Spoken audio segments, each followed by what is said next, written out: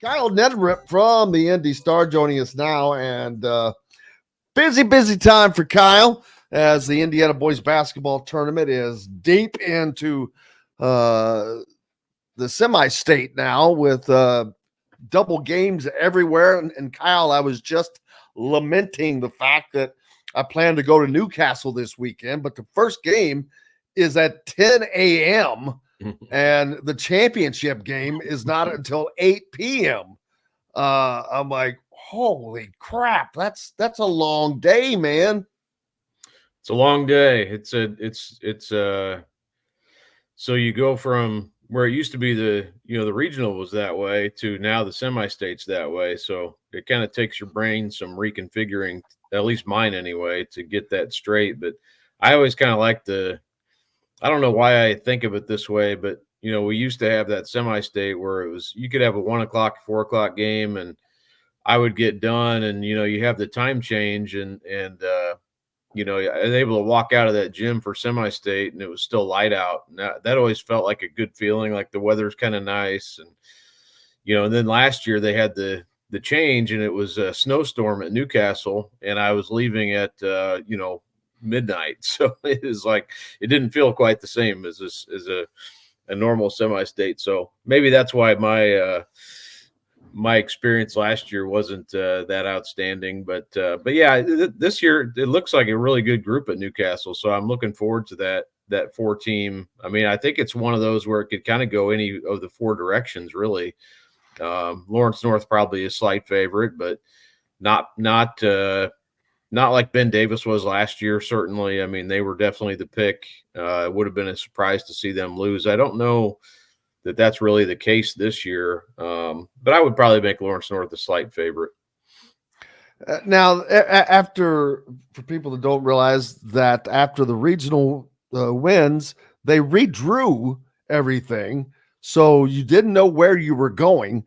Normally, say Jeffersonville, who is it, playing at Newcastle, playing Lawrence North at Newcastle in the second game, would normally have been playing at Seymour.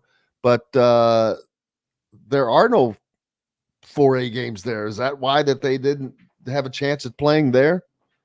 Yeah, so back in the old days, they would have. I would assume would have put them there. I mean, that would have made because they would have been playing Lawrence North in a one game, or whoever would have been. I mean, honestly, it would have been different because they would have the regional. There would have been another round played last week, so who knows how that would have shaken out. But I mean, they don't always put 4A. I mean, 4A has been played at Washington, or it's been played in some different places. Seymour, obviously, for the semi-state. So this year, it's at Elkhart and Newcastle, both what I would call northern locations. Although Newcastle is slightly northeast of Indianapolis, but still, I would consider a northern location. Surprising that they didn't split it a little bit better than that, but any reason for that? Well, I mean, if you're going to use Newcastle, they used Newcastle last week for a northern site because Fishers and Kokomo played there, and the crowd was unreal. I mean, it was unreal. The crowd is amazing, but if you're going to use Newcastle, it doesn't really fit. I mean, unless you physically move Newcastle to the south or north, it doesn't fit north or south. Obviously, it's right on that. It's east. It's not north or south really. So. But you want to use that facility, obviously, because you can get so many people there, and it's obviously a fantastic facility. So if you're going to use it, you're going to have complaints, and that's kind of the bottom line because it just doesn't, you're going to have four schools that don't all fit there. So this is sort of the nature of the way they do the regional and semi-state rounds. They have these sites sort of pre-picked, and then you kind of try to fit the teams to go there, and it doesn't work just by the nature of the way. It's not going to work ever. So, and I'm not saying it's the wrong thing to do. I'm just saying it's just you're never going to have equidistant teams. It just doesn't work that way.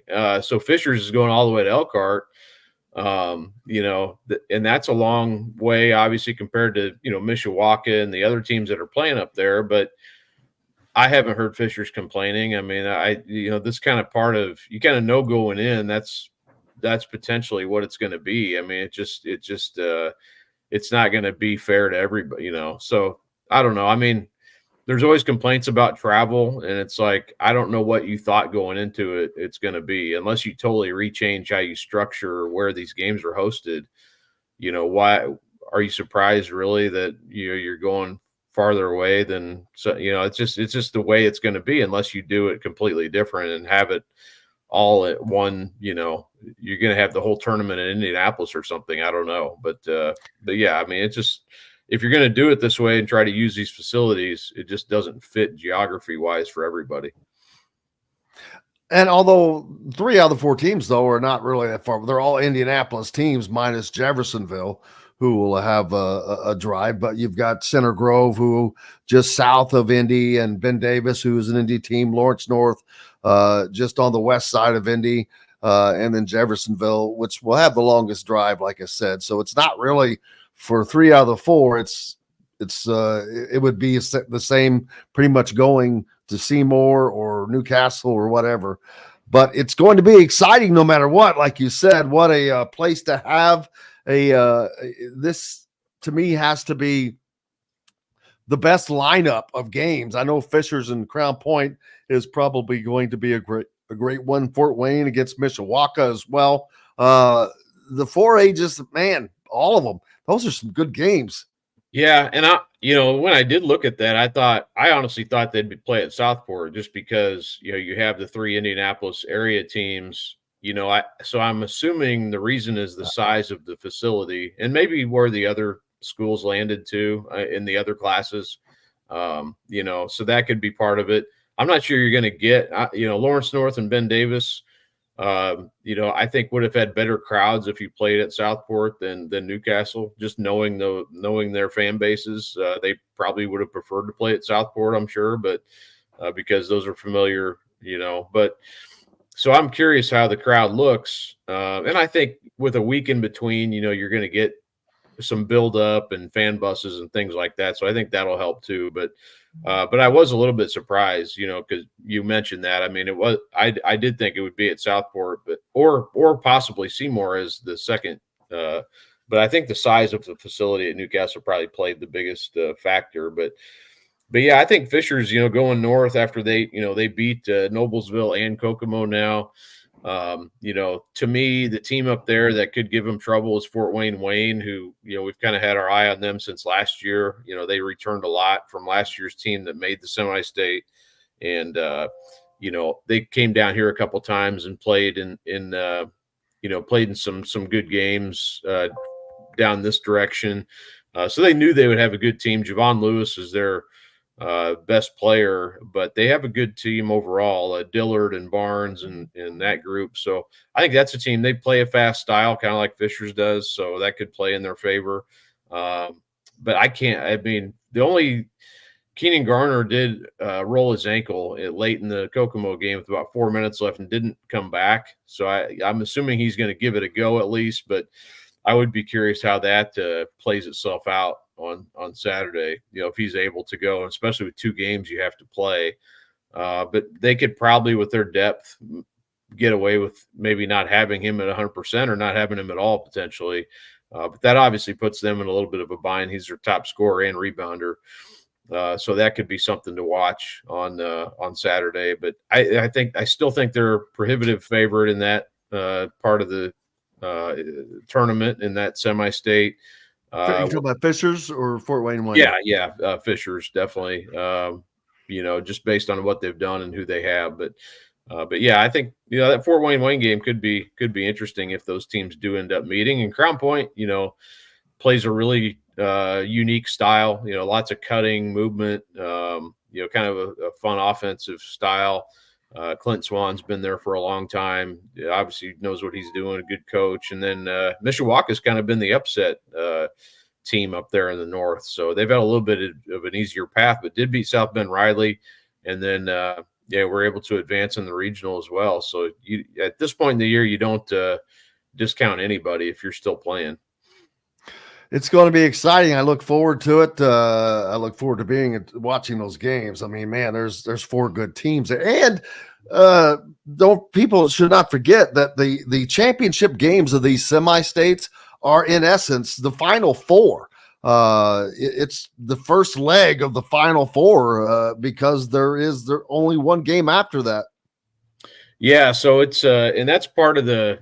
I have heard some people, boys and girls side, some complaints about, gosh, we're playing, we play this, and it's only one round anymore that you do this, no matter which round you put it, whether it's regional or semi-state. But they're kind of complaints like, man, we got to go play, our toughest game of the year with basically no preparation, little preparation. You're preparing for that first game, not necessarily the second game.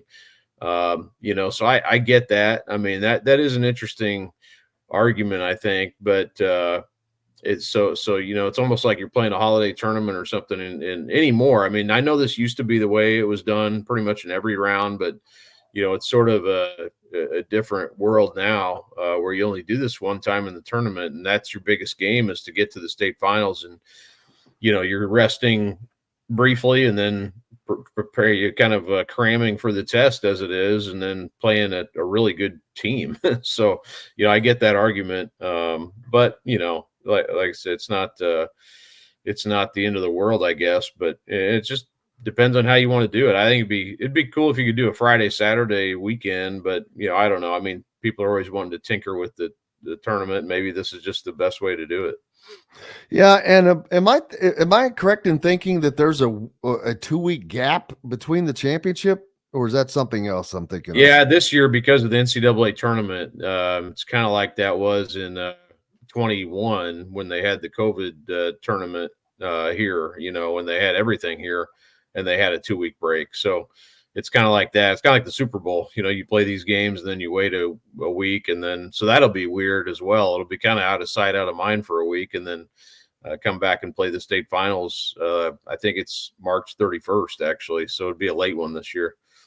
Yeah, that gives more credence to the fact of having to play that toughest game that you're going to have to play to get to the championship game with no prep, no time to prep. But then you get 2 weeks to play one game. Yeah, sort of awkward that way, but I don't know what else you can do unless you moved it to, some other site, which I don't think you necessarily want to do that either. So why not Hinkle? Why not Hinkle? Well, I think the NIT I know is being hosted at Hinkle. I don't know when that is exactly, but yeah, that would be awesome. People get confused. I think like they think it's an NCAA rule that you can't play at college sites. That's not true. I mean, it's you could. Other states play games at college arenas all the time. So it's I think I see that a lot where people are like, well, the NCAA doesn't allow that anymore. That's not the case. They don't allow you to have like AAU tournaments at Assembly Hall like they used to, stuff like that. That got outlawed. But you can have high school tournaments at college sites. There's no rule against that. I'd love to see it. I was able to cover some of those games at Hinkle, and they were awesome. It became an availability and a money situation, and you wish that building was built for high school basketball as much as it was for anything. I know that was 100 years ago or whatever, but the point stands. It's a great place for high school basketball. I wish they could still use it for that reason. What does Hinkle hold? They made it smaller. I can't remember exactly what it is now. I want to say is it 11,000? Yeah, I was thinking 10 or 11. Where it used to be like 14 or whatever, but yeah, it's a little bit. And a lot of places are like that where you can't fit in what they actually said they could hold when they were first built. Kind of like Newcastle, it's just not physically possible. So I know people get angry about that too. Well, they said it holds whatever, but well, it's just not reality anymore. But yeah, that would be a great thing, I think, if they could go back to holding high school games at Hinkle. But I'm not holding my breath on that either.